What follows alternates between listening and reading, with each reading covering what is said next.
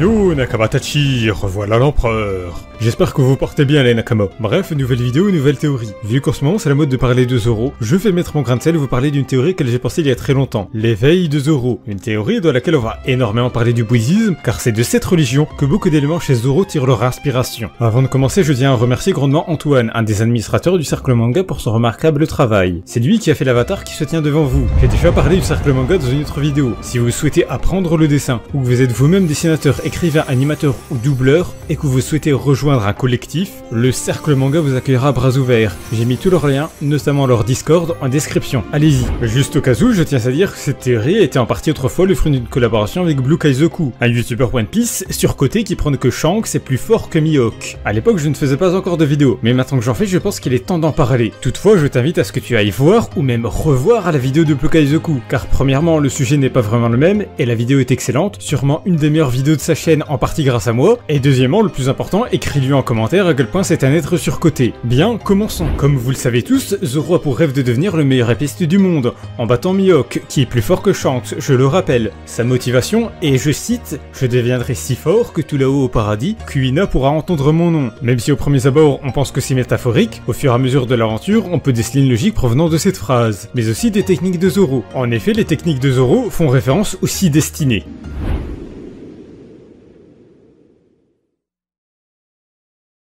Avant de vous parler de l'éveil de Zoro, il est important de vous introduire les 6 destinées. Les 6 destinées, aussi appelées les 6 mondes, sont un concept de le bouddhisme notamment, qui implique que chaque être se réincarne inlassablement parmi les 6 mondes selon son karma. Mais je pense qu'il s'agit surtout d'une conception philosophique de la vie, car chaque monde correspond aussi à un état de vie. J'insiste bien là-dessus, ce sont des états de vie. Chaque technique de Zoro fait toujours référence à un des 6 mondes. Je vais vous présenter ces 6 mondes du plus bas au plus haut. Le premier monde est les enfers, aussi appelé le Naraka, le monde où l'on souffre le plus. Ce monde correspond à la souffrance et au désespoir. La technique Onigiri y fait référence. Le deuxième monde, le monde des esprits avides, est un monde dans lequel les êtres ont toujours faim. L'état d'esprit dominant est donc l'avidité. Je pense que la technique y faisant référence est Rashomon, car il s'agirait ici d'une histoire écrite par Yonosuke Akutagawa et parue en 1915, traitant principalement de la famine. La première apparition de Zoro peut aussi être une référence à ce monde. Le troisième monde est le monde des animaux. Ce monde correspond à l'ignorance et à la stupidité. Zoro dispose de nombreuses techniques faisant référence aux animaux, comme le Shish Sonson, la chanson du lion. Le quatrième monde est notre monde, le monde des humains, référencé notamment par la technique Yaku Hachi Pondo Ho, calibre 108 en français, qui fait elle-même référence aux 108 passions dans le bouddhisme. Il est dit que l'homme aurait 108 désirs et aurait la capacité de dire 108 mensonges dans sa vie. Dans la culture bouddhiste, un humain est constamment sous l'emprise du désir. Le cinquième monde est le monde des demi-dieux, aussi appelé Ashura. Ce monde correspond à la jalousie, la colère et le besoin de domination. Vous l'aurez compris, dans ce monde,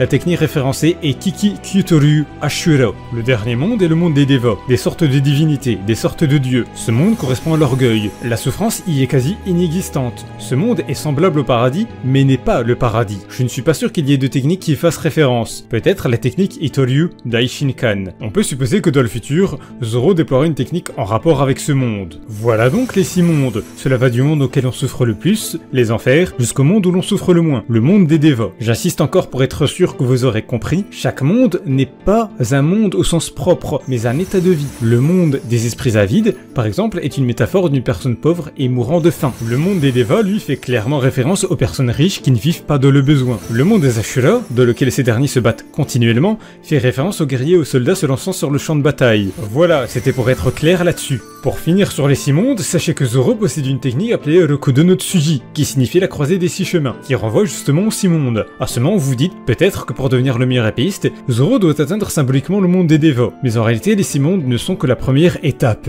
Les 6 mondes forment eux-mêmes un monde appelé le Kamaruko, le monde du désir. Le monde du désir fait partie d'un ensemble de 3 mondes, composés de lui-même, du monde de la forme et du monde sans forme. Il existe donc des états d'esprit supérieurs à ceux présents dans le monde du désir. Cet ensemble de 3 mondes forme le Samsara. Il s'agit du cycle de réincarnation et de la souffrance des existences successives, symbolisées par une roue. Pour vous faire comprendre, dans le bouddhisme, les êtres sont donc prisonniers de la souffrance représentée par le Samsara. Ils cherchent alors, dans la pratique du bouddhisme, à sortir du samsara, de la roue, et donc de la souffrance. Cela signifie donc qu'il existe des états de vie supérieurs, et donc que le potentiel de Zoro est loin d'avoir atteint ses limites. Nous avons donc jusque-là vu 6 états de vie, qui correspondent aux 6 mondes. En réalité, il en existe 10 au total. Il en existe donc 4 autres. Alors oui, je parle beaucoup de bouddhisme, mais je vous rassure, cette vidéo parle toujours de Zoro.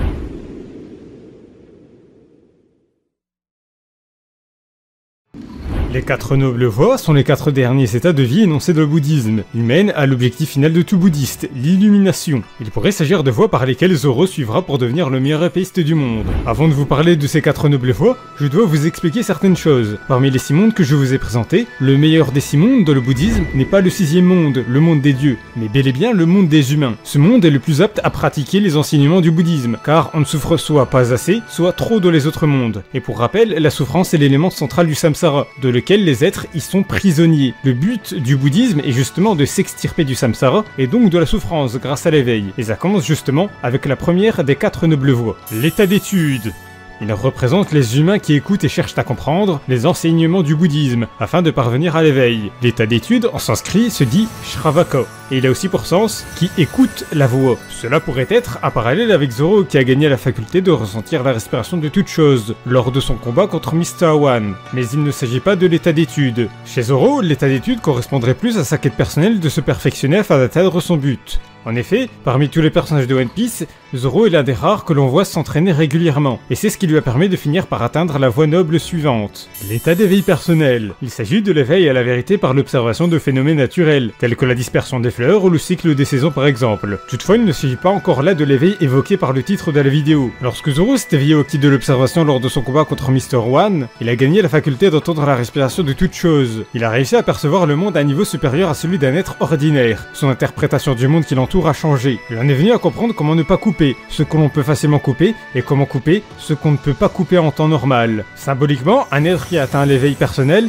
quitte le monde du désir pour atteindre le monde de la forme. À partir de là, il se détache de tout désir et plonge régulièrement dans la méditation, ce qui fut le cas de Zoro après son combat contre Mr. One. Ensuite vient l'état de Bodhisattva. Un Bodhisattva est un être rempli de compassion. Il est tellement voué au bonheur de ses proches qu'il est capable de mettre son ego de côté, quitte à réaliser des sacrifices personnels. Ses motivations sont liées avant tout par les liens profonds qui l'unissent aux autres. Cette définition du Bodhisattva n'est pas sans rappeler le sacrifice de Zoro pour Luffy face à Kuma. Zoro n'a pas hésité à mettre son rêve, voire sa vie de côté, pour la survie de ses camarades. Lors de cette épreuve, Zoro aurait pu devenir inapte à réaliser son rêve, voire même mourir, mais il a malgré tout tenu. Zoro a sans doute réussi à se détacher de la souffrance pendant cette épreuve. D'ailleurs, un Bodhisattva se situe dans le monde sans forme, qui se situe après le monde de la forme. Dans ce monde, tout est immatériel, même les êtres qui y vivent n'ont pas de corps. Ils n'ont donc plus aucune sensation, ce qui me laisse penser que Zoro a transcendé son existence pendant l'épreuve de Kuma, au point que même si son corps était incapable de tenir, il a tenu bon, par la seule force de son esprit. Pour le moment, Zoro semble être un Bodhisattva, ou avoir une part de Bodhisattva en lui. Si mon raisonnement est bon, il est bien parti pour accéder à l'illumination, qui est la dernière voie noble et le dernier état de vie, objectif absolu de tout bouddhiste.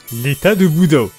C'est le fameux éveil dont je tenais à vous parler. C'est l'état désignant une personne qui s'est extirpée du samsara et qui est parvenue au nirvana. Il s'est éveillé, Bouddha signifiant d'ailleurs éveillé. Pour info, contrairement à ce que véhicule la croyance populaire, un Bouddha n'est pas un dieu et le nirvana n'est pas le paradis. Le nirvana désigne une conception philosophique du bouddhisme dans laquelle on est libéré de toute souffrance. On cesse d'être ignorant de l'aspect réel de notre vie et de notre attachement à un monde illusoire. Un Bouddha n'est rien de plus qu'une personne libérée de toute souffrance et d'ignorance. Sa sagesse et sa vitalité sont cependant incommensurables. Ainsi, il perçoit même les épreuves les plus éprouvantes comme des cadeaux de la vie. Pour moi, il est clair que Zoro va non pas devenir une divinité comme on pouvait le penser à la base, mais bel et bien un Bouddha. Ainsi, son acquis de l'observation sera poussé à l'extrême. Contrairement à Luffy, Zoro a un acquis de l'observation différent. Là où celui de Luffy est basé sur l'anticipation, celui de Zoro se base sur la révélation. Il peut révéler la vraie nature de ce qu'il perçoit. Ainsi, il peut sentir les choses respirer. Qui plus est, il peut révéler la position de toute chose. Ainsi, il a pu localiser son sabre sous un rocher et Pika qui se cachait dans son géant de pierre. Ces passages portent à croire que Zoro s'harmonise facilement avec son environnement, qu'il ne fait qu'un avec lui, comme un Bouddha ne fait qu'un avec l'univers. Lorsqu'il atteindra l'état de Bouddha, Zoro possédera un niveau de sagesse et de conscience tellement élevé qu'il en viendra à réaliser des choses impossibles en temps normal, comme par exemple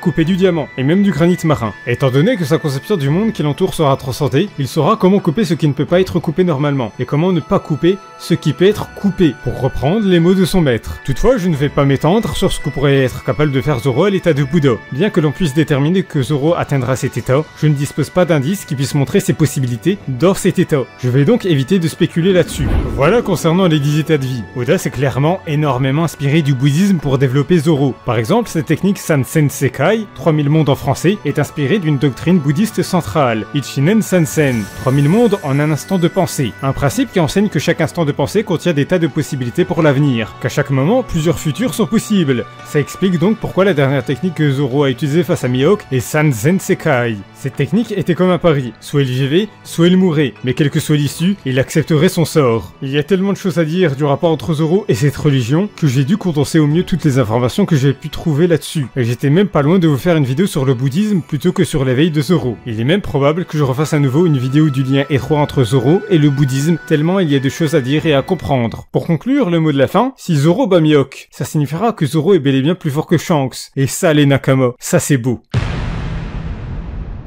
C'est désormais la fin de la vidéo les Nakama. J'espère qu'elle vous aura plu et qu'elle vous aura appris des choses qui plus est. Si vous souhaitez avoir plus d'informations, n'hésitez pas à poser des questions en commentaire. N'hésitez pas non plus à vous abonner et à liker. Sur ce les Nakama, prenez soin de vous et prenez le temps de méditer. Matana